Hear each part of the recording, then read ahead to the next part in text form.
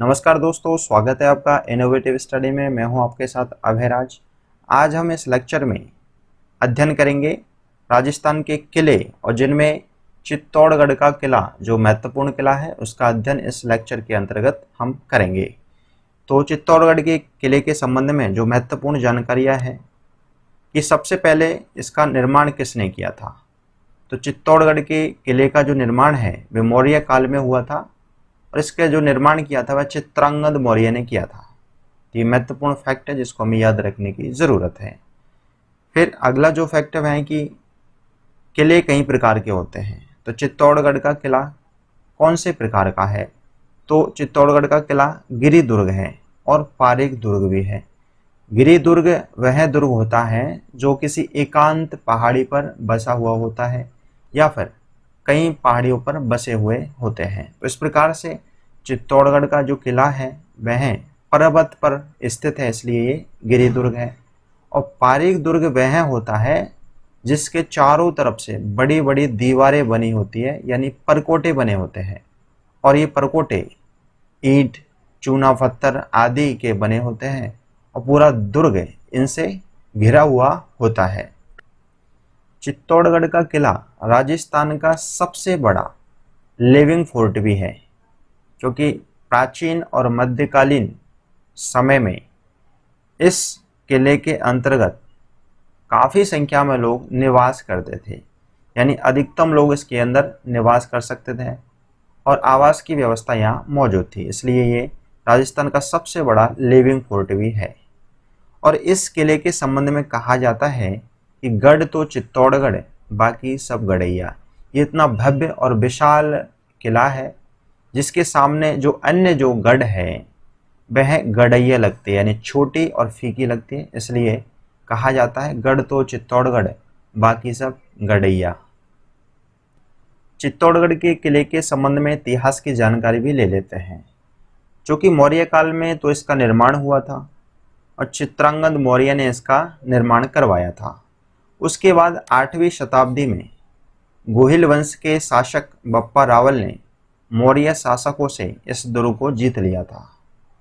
उसके बाद 1303 ईस्वी में रतन सिंह और अलाउद्दीन खिलजी के बीच एक महत्वपूर्ण युद्ध होता है, जिसमें रतन सिंह की हार हो जाती है और अलाउद्दीन खिलजी जीत जाता है।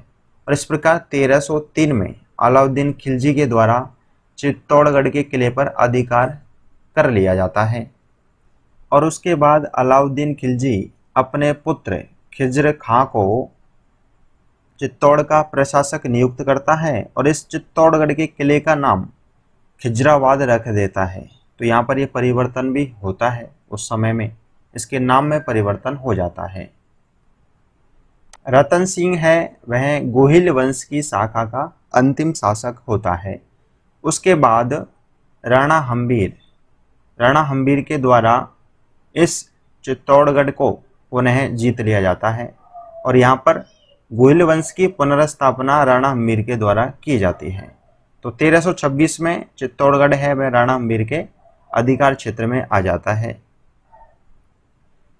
1568 से लेकर 1615 तक चित्तौड़गढ़ का किला मुगलों के अधिकार क्षेत्र में रहता है। उसके बाद 1615 में मुगल और मेवाड़ के बीच एक संधि होती है, जिसमें चित्तौड़गढ़ के किलों को पुनः सिसोदिया वंश को प्रदान कर दिया जाता है।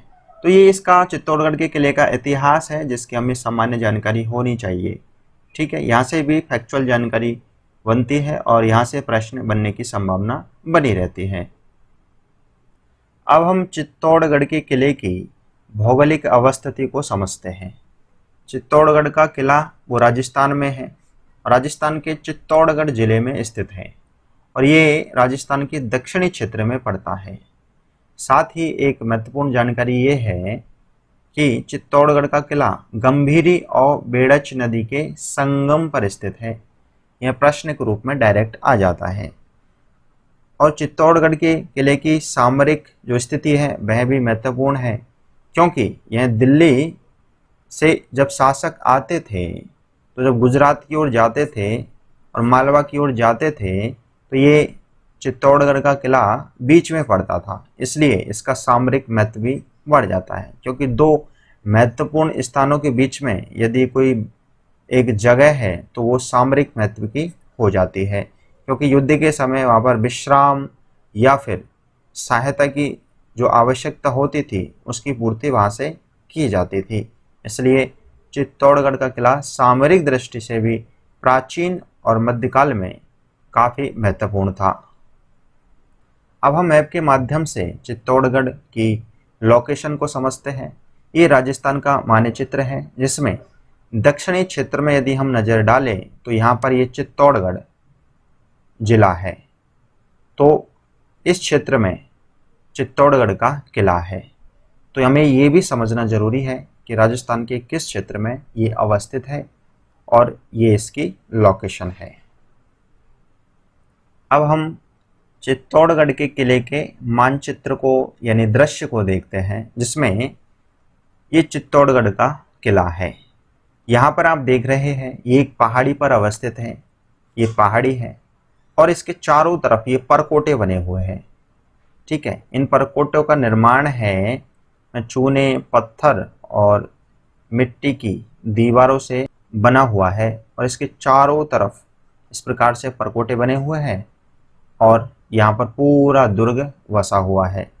तो ये काफ़ी भव्य है और काफ़ी सुंदर है।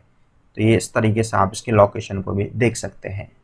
एक अन्य फोटोग्राफ ये है जिसमें इसकी प्राकृतिक छटा हमें स्पष्ट रूप से दिखाई दे रही है। इसमें भी ये परकोटे हैं और ये पहाड़ी बनी हुई है। इस तरीके से काफ़ी बड़े क्षेत्र में, विशाल क्षेत्र में इसका निर्माण हो रखा है। ये अन्य इसके फोटोग्राफ्स हैं। ये भी चित्तौड़गढ़ के किले का फोटोग्राफ है, ये भी चित्तौड़गढ़ के किले का फोटोग्राफ है। तो इस तरह से हम इसकी भव्यता को, सुंदरता को समझ सकते हैं। ये चित्तौड़गढ़ के किले में स्थित कीर्ति स्तंभ है जो कि 7 मंजिला है।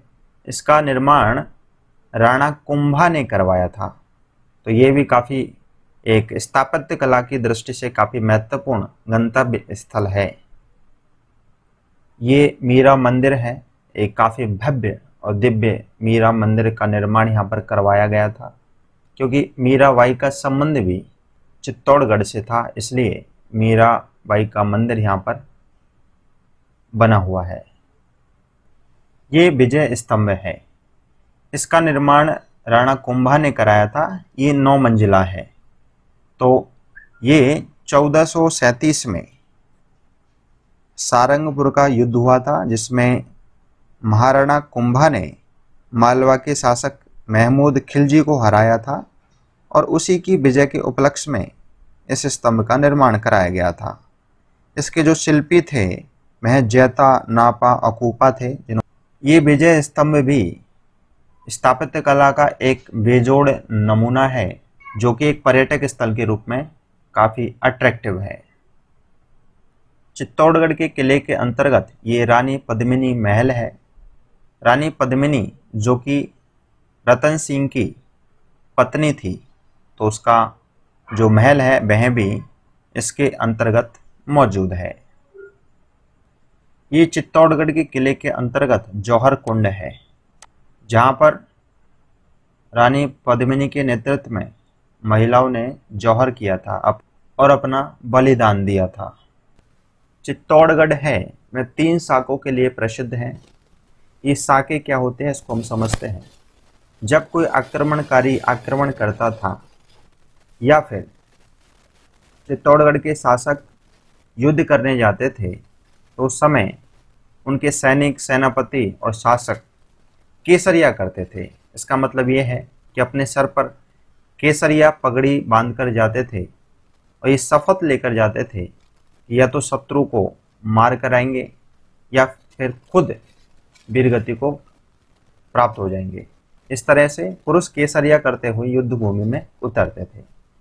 अब जो महिलाएं थी, यदि उन्हें ये लगता था, यदि उनको ये सूचना मिल जाती थी कि उनके जो पति है वो वीरगति को प्राप्त हो गए हैं, तो वह शत्रु से अपने रक्षा के लिए, अपने आत्मसम्मान की रक्षा के लिए अपने आप को अग्निकुंड या जलकुंड में बलिदान दे देती थी, तो इसको बोलते हैं जौहर।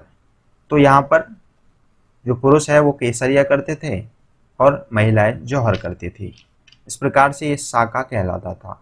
और चित्तौड़गढ़ में 3 साके हुए।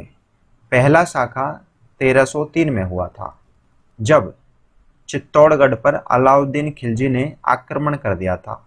उस समय वहाँ के जो शासक थे वह थे रतन सिंह, और रतन सिंह और गोरा और बादल जो उनके सेनापति थे वो इस युद्ध में वीरगति को प्राप्त हो गए थे। जब रानी पद्मिनी को ये सूचना मिलती है तो उसके नेतृत्व में सैनिकों की पत्नियां, सेनापतियों की पत्नियां सभी मिलकर अग्नि कुंड में अपने आप को बलिदान कर देती है, और इसको बोलते हैं रानी पद्मिनी के नेतृत्व में किया हुआ जौहर। तो यहाँ पर ये पहला साका चित्तौड़गढ़ में हो जाता है।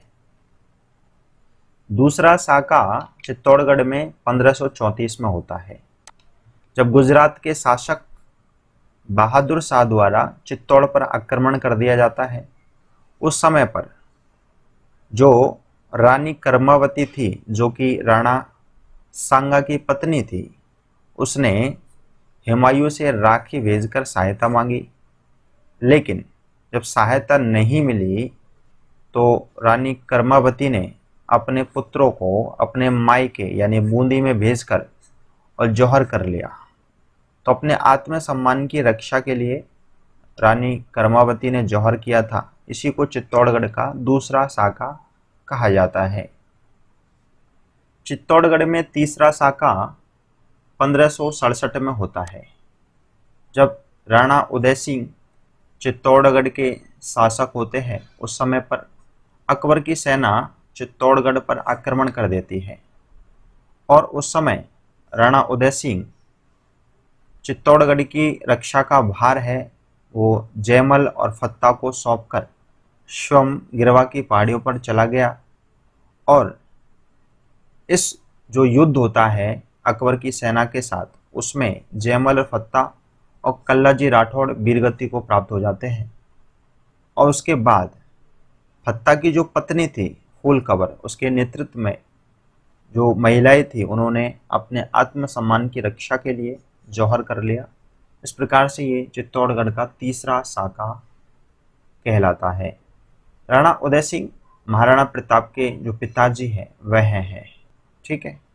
चित्तौड़गढ़ के किले के अंतर्गत कुछ महत्वपूर्ण स्थापत्य कला के बेजोड़ नमूने हैं, जिसमें विजय स्तंभ, कीर्ति स्तंभ, 7 प्रवेश द्वार, पद्मिनी महल, मीराबाई मंदिर, गोरा बादल महल, कुंभ श्याम मंदिर, रथ मार्ग, ऐसे अनेक ऐसे गंतव्य स्थल है जो काफ़ी स्थापत्य कला के बेजोड़ नमूने हैं।